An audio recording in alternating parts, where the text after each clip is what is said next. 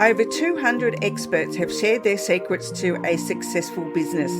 Join me, Rose Davidson, as I discover how these experts took their businesses to the next level.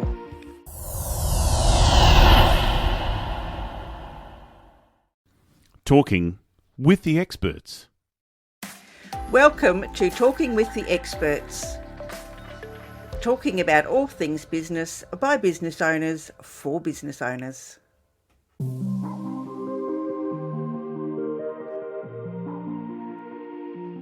People are realizing that, what's important to them in life. Work is, obviously a big part of people's lives, but it's not the driving factor. And there's so much, there's so much I can say about it. Like people that are in my generation, would, be in jobs for, long periods of time. And I look at the generation that my children are in, like, they're just starting out in the workforce, and they're actually going to be doing multiple, they're going to have multiple careers, and they're also going to have multiple income streams. So they won't just have that one traditional job. And I think, one of the other things that's been really great about the pandemic, because I'm very much about flexibility, I think there's such a need. When I worked in the corporate sphere, there was talk of flexibility, but it wasn't actually, it's more of a policy. I think what we're seeing in terms of the shifts that that are coming this year is that it needs to be more of a philosophy.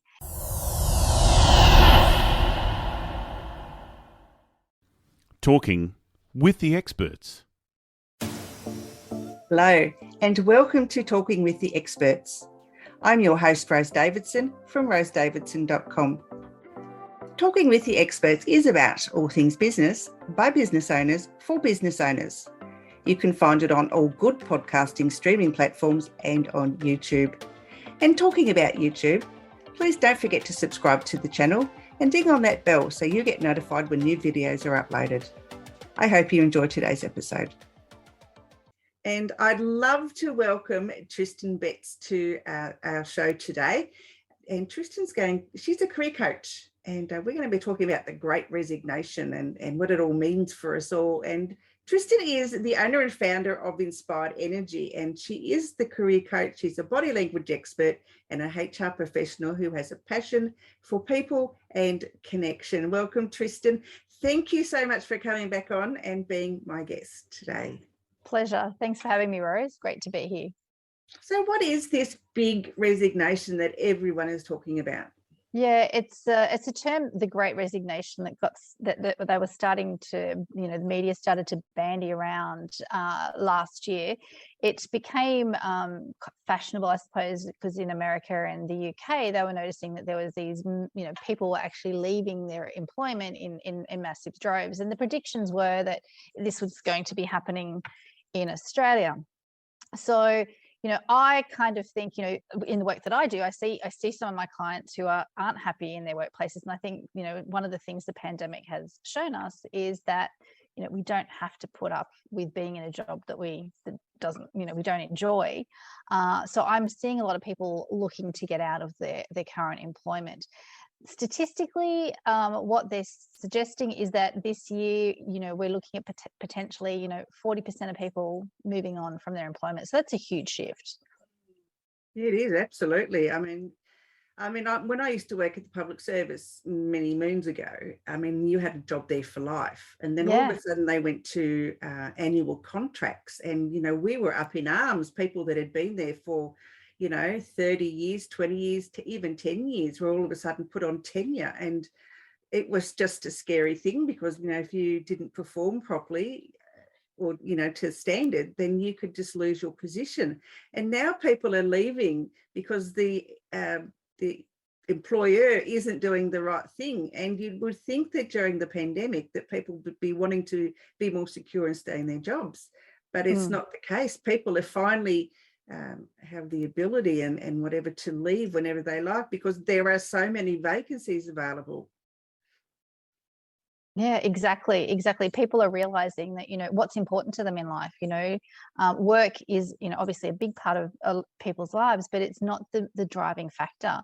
And there's so much, there's so much I can say about it. Like people that are in my generation, would, be in jobs for, long periods of time.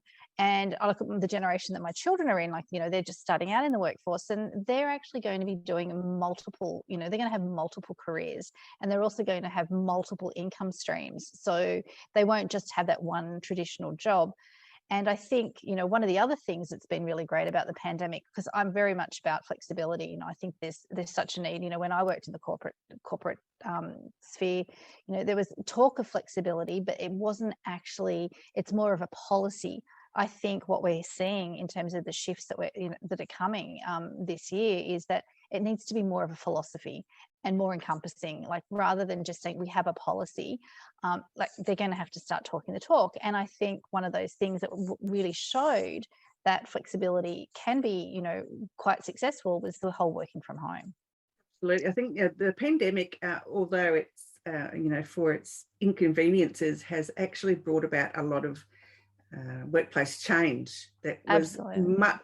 much needed in life generally. Definitely. And that, I've worked in organizations where there was flexibility, and you could work from home, and it comes down to trust. And there's a whole lot of research out there about now, or there's a whole lot of information out there now about people tracking employees.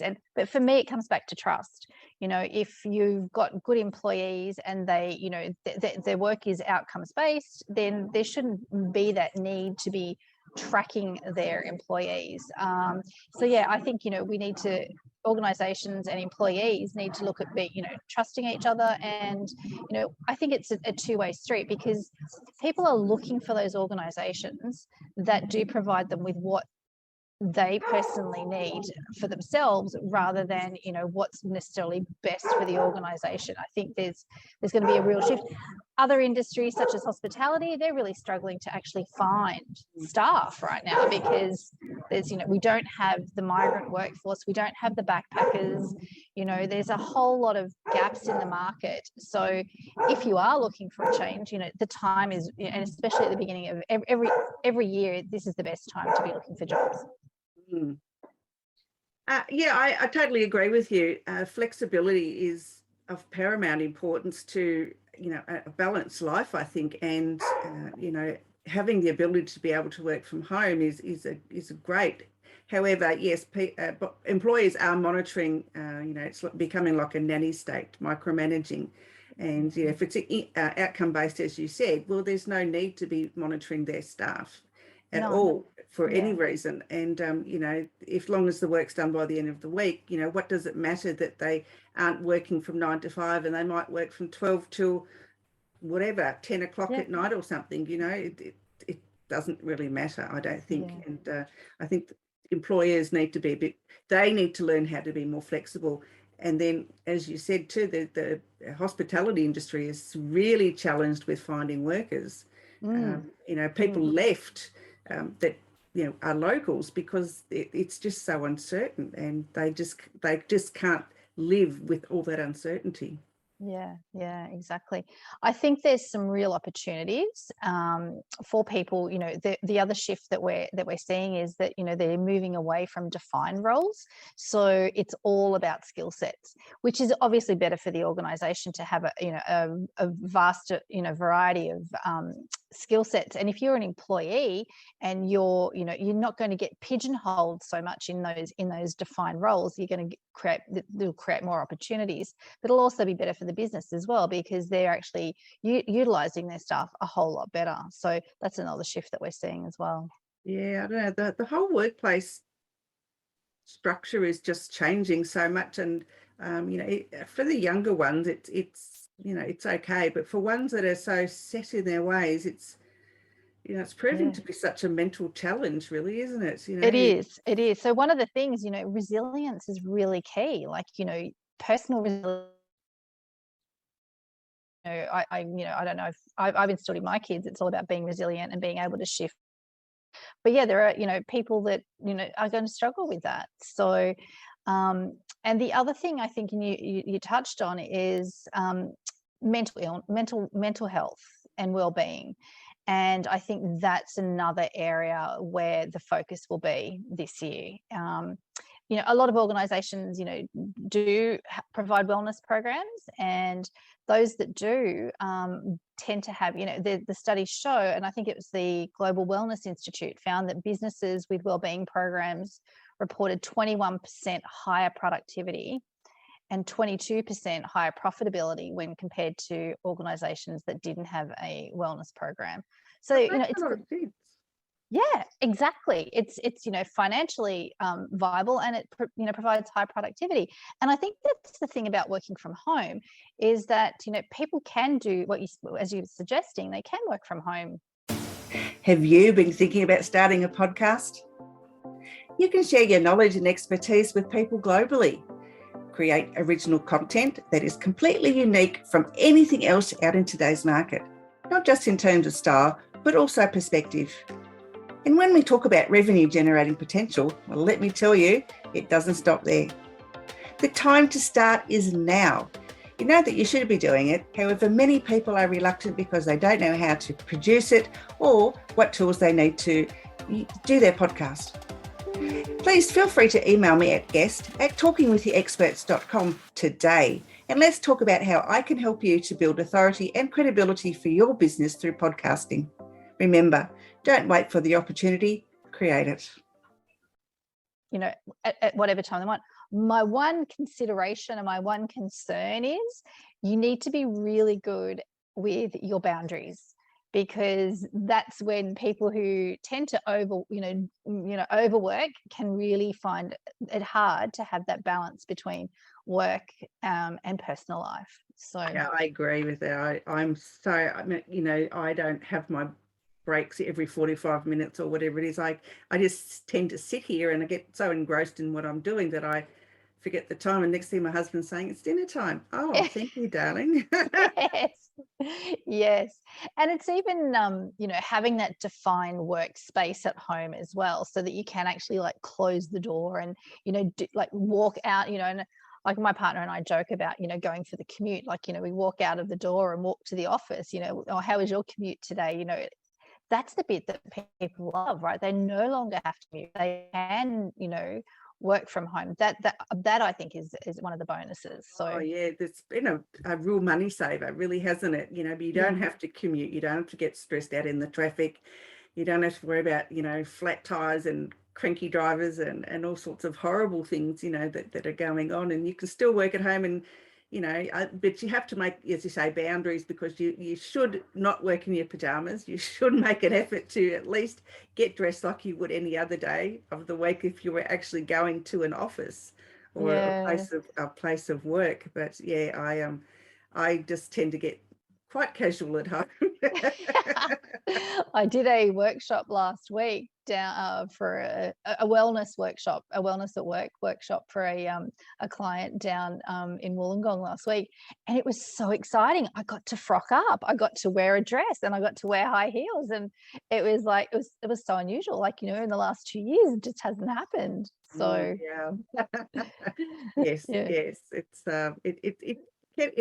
mental wellness at home, if you have to work from home or you choose to work from home, is very important. As you did say, that employers that have these wellness programs have better productivity, and a lot of employers play lip service to it and don't actually have the policies in place, but they don't have the actions. And I think this is where a lot of employees are feeling let down, and they are changing their roles or changing their places of employment because of that. Too many businesses are paying lip service to the things that should be part of normal life these days.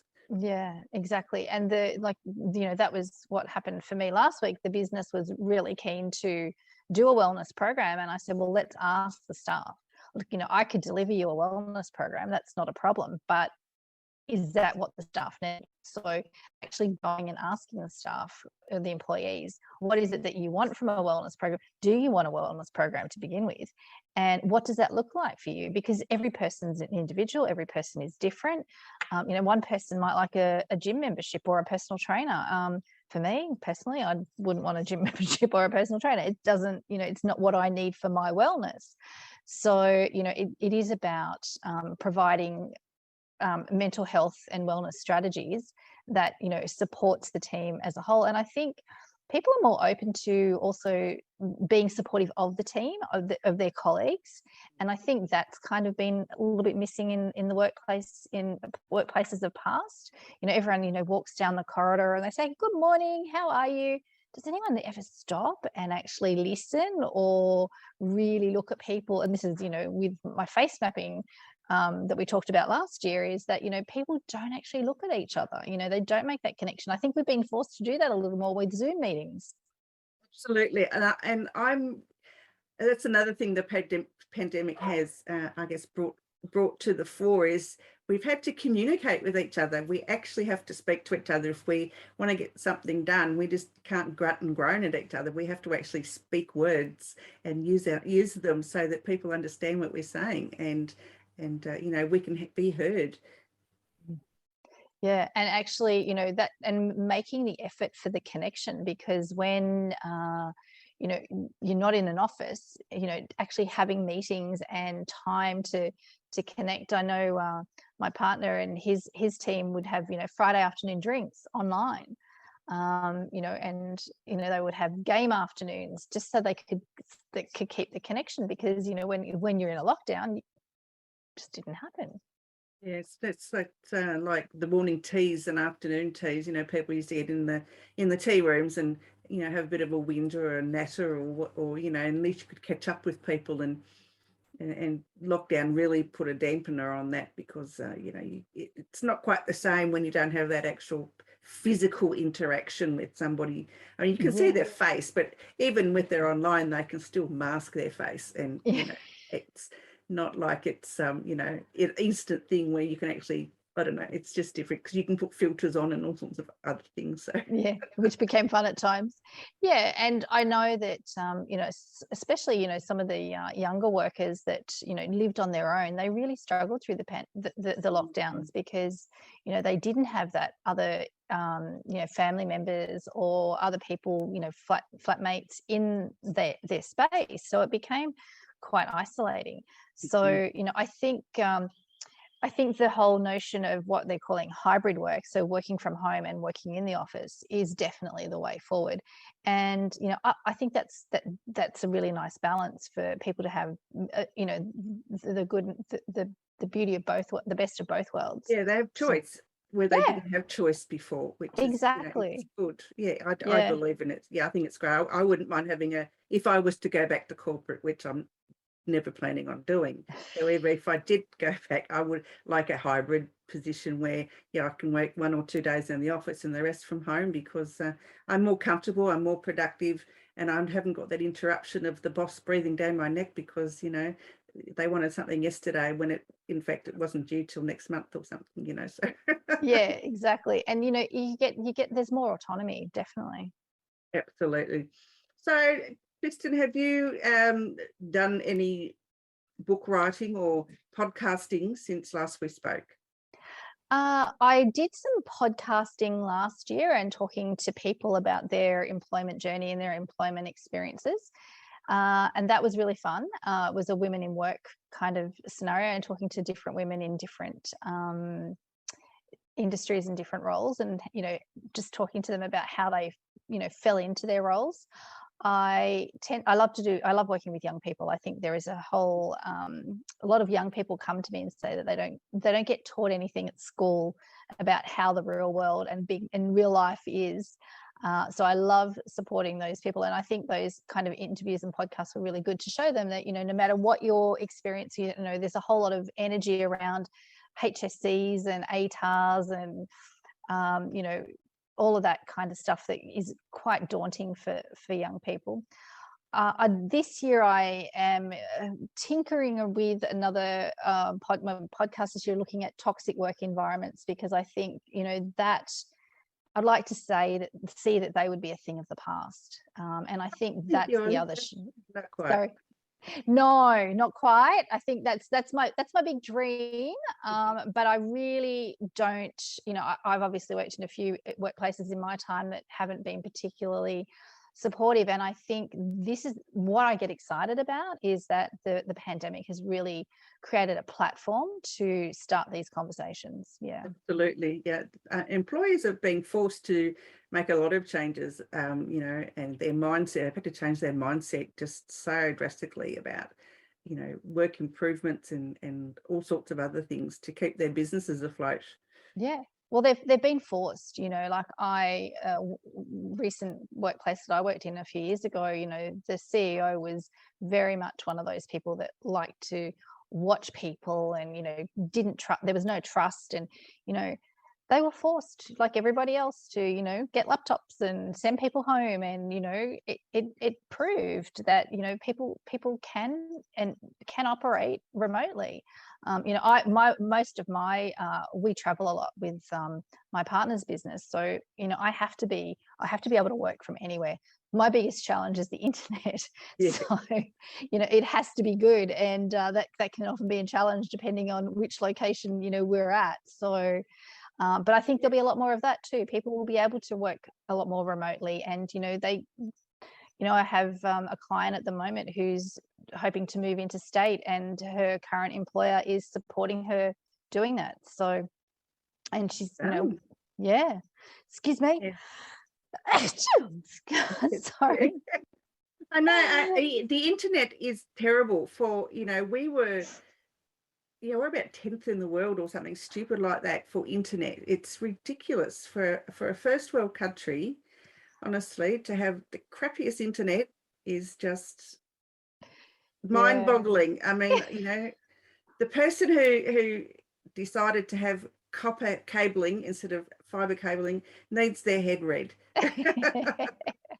Well, I have to say, now we're talking about the internet, I'm like, oh my gosh, I hope I'm on the right internet. We've actually got the Starlink. Have you heard of that? The Elon Musk satellite. I've heard of it, but I haven't got it. Yeah, and look, and it's really good, but we have, where I'm building our house at the moment, and I'm living in a shed, so I'm not sure which one I'm on. So I'm hoping I'm on the right one, because if I'm not, it'll go pear-shaped really quickly. It's been fading in and out, though. But that's probably we've because I'm managed not the right to one. get through it. Tristan, where can people find you if they would like to work with you? I am on Facebook and LinkedIn. Tristan Betts. My business is Inspired Energy. I also have a website, www.inspirednrg.com.au, and I'm also on Instagram. Wonderful. Yeah. Any last words of wisdom that you'd like to share with our listeners and viewers today? Yeah, sure. Look, I think if you're working in a job and you're not happy, find that role or that work that lights you up, that gets you excited, that gets you, passionate. I was talking to a client earlier today, and she's working in a job, but she's looking to create her own business, and you could just see the difference between her, talking about her work and then talking about her dream and what she'd love to do. And so if you've got something else that you'd rather be doing, don't stay in that job that you're not enjoying. Get yourself out of there. Go follow your heart.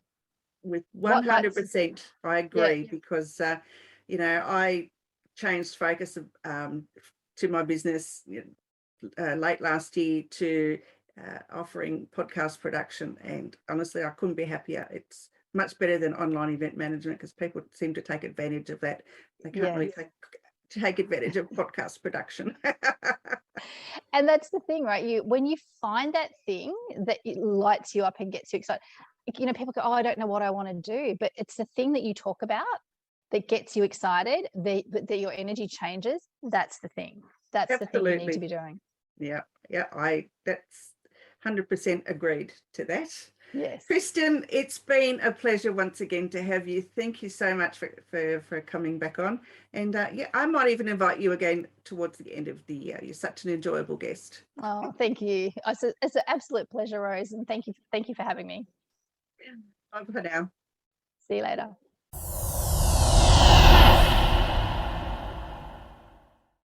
Talking with the experts. Thanks for joining me on Talking with the Experts. Make sure you subscribe through your favourite podcast app or on YouTube, and check out my Patreon page for more value for you, or you can buy me a coffee. My name's Rose Davidson from rosedavidson.com. I look forward to your company next time when I'm talking with the experts.